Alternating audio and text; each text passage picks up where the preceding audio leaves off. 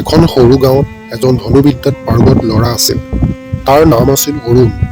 অৰুণৰ বয়স মাত্ৰ 12 বছৰ, কিন্তু তাৰ ধনুবিদ্যাৰ দক্ষতা আছিল প্ৰশংসনীয়।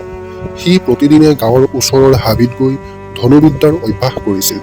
তাৰ লক্ষ্য আছিল সঠিক আৰু তাৰ হাতৰ জোৰ আছিল অবিশ্বাস্য।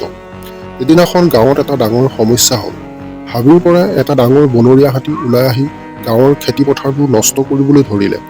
গাঁওবাসীয়ে বহুত চেষ্টা কৰিও হাতীটোক খেদিব পৰা নাছিল। গাঁওবাসীৰ বাবে এক ডাঙৰ ভাবুকি হৈ পৰিল। অৰুণে এই কথা শুনি তাৰ ধনুবিদ্যাৰ দক্ষতা পৰীক্ষা কৰিবলৈ সিদ্ধান্ত ল'লে। সি গাঁওবাসীক ক'লে, মই হাতীটোক খেদি আনিম। গাঁওবাসীয়ে অৰুণক বিশ্বাস কৰিলে, কিয়নো সি সদায় তাৰ দক্ষতাৰে সকলোকে আচৰিত কৰিছিল। অৰুণে তাৰ ধনুকাঁড় লৈ হাবিলৈ গ'ল।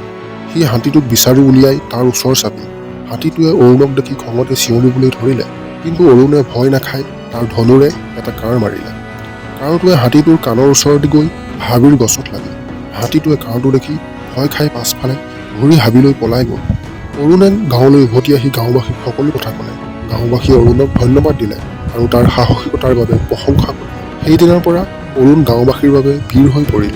সি তাৰ ধনুবিদ্যাৰ দক্ষতাৰে গাঁওবাসীক সুৰক্ষা দিবলৈ প্ৰতিশ্ৰুতিবদ্ধ। অৰুণৰ এই কাহিনীটোৱে শিকাইছে যে সৰু বয়সতো ডাঙৰ কাম কৰিব পাৰি, যদি মনত দৃঢ় বিশ্বাস আৰু প্ৰচেষ্টা থাকে।